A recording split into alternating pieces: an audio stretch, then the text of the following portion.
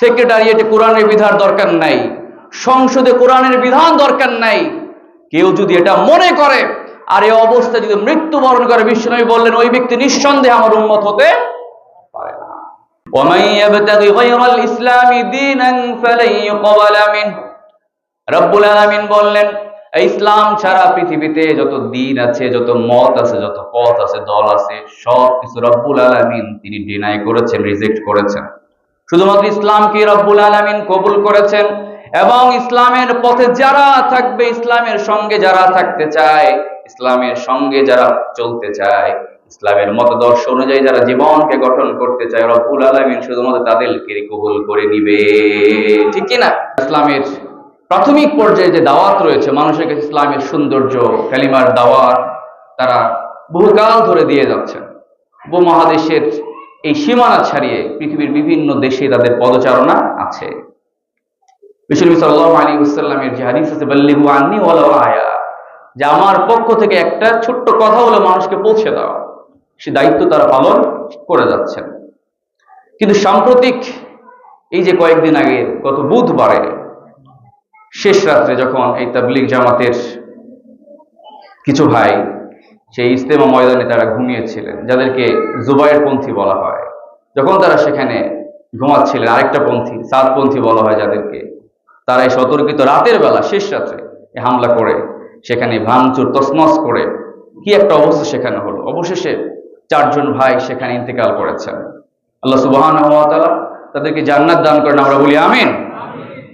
তো মুসলমানদের মধ্যে এই বিভেদ, এই রক্তপাত, এটাকে আমরা চাই না। যখন সময় এসেছে সকল ইসলামী দলগুলো, ইসলামী চিন্তাধারার মানুষগুলো এক হবে, এক প্ল্যাটফর্মে আসবে, তখন যদি মুসলমানদের মধ্যে বিভেদের সূচনা হয়, নতুন করে আরো সংঘর্ষ হয়, রক্তপাত হয়, এটা কি মুসলমানদের জন্য খারাপ নাকি ভালো? নিশ্চয়ই খারাপ। আমরা তো চাই একতা, ঐক্য চাই। সকল দলগুলো, বাংলাদেশ ইসলাম যারা চায়, ইসলাম কায়েম যারা করতে চায়, সকল ইসলামী দলগুলো এক হয়ে তাগুতের বিরুদ্ধে, ইসলামের বিপক্ষে যারা রয়েছে, ইসলামের আলোকে যারা স্তব্ধ করে দিতে চায়, তাদের বিরুদ্ধে দাঁড়ানোর যখন সময় এসেছে, আমরা তখনই দেখি এরকম বিভেদ হয়, মুসলমানদের মধ্যে হানাহানি হয়। এটা কখনো আমাদের কাম্য হতে পারে না। বিশ্বনবী সাল্লাল্লাহু আলাইহি ওয়াসাল্লাম সুনানে আবু দাউদের হাদিসের মধ্যে বলেন, লাইসা মিন্না মান দাআ ইলা আসাবিয়্যা ওয়া লাইসা মিন্না মান ক্বাতালা আলা আসাবিয়্যা ওয়া লাইসা মিন্না মান মাতা আলা আসাবিয়্যা।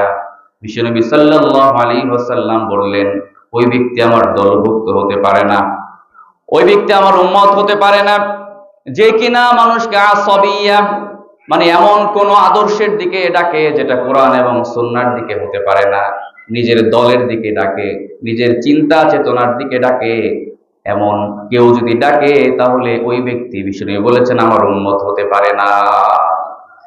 ওয়ালাইসা মিন্না মান ক্বাতালা আলা আসাবিয়্যা, আর এই চিন্তা চেতনা নির্দিষ্ট কোন দল কেউ গঠন করে যার সাথে ইসলাম এবং কোরআনের কোনো সম্পর্ক নাই, বিশ্বনবীর সুন্নাহর কোনো সম্পর্ক নাই, এমন দলের উপর থেকে কেউ যদি যুদ্ধ করে, পরস্পরের রক্ত কেউ যদি ঝরায়, সে ব্যক্তিও আমার উম্মত হতে পারে না। বলেছেন কে? বিশ্বনবী বলেছেন। শুধু তাই নয়, তিনি আরো বলে, ওয়ালাইসা মিন্না মান মাতা আলা আসাবিয়্যা, এই চিন্তা চেতনার উপর কেউ যদি মৃত্যুবরণ করে, ওই ব্যক্তিও আমার উম্মত হতে পারে না, বরং আমার উম্মত না হয়ে ওই ব্যক্তি মৃত্যুবরণ করেছে। নাউযুবিল্লাহ। চিন্তা করেছেন কি কঠিন হাদিস। বিশ্বনবীর দেখানো পথ এবং মত এবং কোরআন সুন্নাহর বাইরে গিয়ে কেউ যদি কাউকে ডাকে, ওই ডাকার কারণে ওই ব্যক্তি কি হলো? বিশ্বনবীর উম্মত দাবি করার কোনো অধিকার সে রাখে না। আর এই চিন্তা চেতনা নিয়ে কেউ যদি মারা যায়, ইসলামকে যদি একমাত্র জীবন বিধান হিসেবে গ্রহণ কেউ না করে, কেউ যদি মনে করে না ইসলাম সমস্ত সমস্যা সমাধান দিতে পারে না, কোরআন সব সমস্যার সমাধান দিতে পারে না, যে কোরআন শুধুমাত্র মসজিদে আলোচনা হবে, কোরআন বাইরে কোথাও আলোচনা হওয়ার দরকার নাই, সেক্রেটারিয়েটে কোরআনের বিধান দরকার নাই, সংসদে কোরআনের বিধান দরকার নাই, কেউ যদি এটা মনে করে আর এই অবস্থায় যদি মৃত্যুবরণ করে, বিশ্বনবী বললেন ওই ব্যক্তি নিঃসন্দেহে আমার উম্মত হতে পারে না। এবং যে অবস্থায় মৃত্যুবরণ করবে এবং যারা বিশ্বনবীর এই আদর্শের বাইরে গিয়ে পরস্পর দলাদলি করে মারা যাবে, তারাও বিশ্বনবীর উম্মত থেকে খারিজ হয়ে তারা মারা যায়, ঠিক কি না? এজন্য প্রিয় ভাই, একজন মুসলিম হিসেবে আমি আমার জীবনের প্রতিটা ক্ষেত্রে, মসজিদে যেমন আমি আল্লাহর আইন মানি, মসজিদে যেমন আমি একজন পরিপূর্ণ আল্লাহর আইন মেনেই আমি এখানকার সমস্ত কাজগুলো করি। নামাজ কার আইন মেনে করি? তাহলে আপনি যখন মসজিদ থেকে বের হলেন তখন সেই আল্লাহর আইনকে মানা যাবে না? যাবে কি না?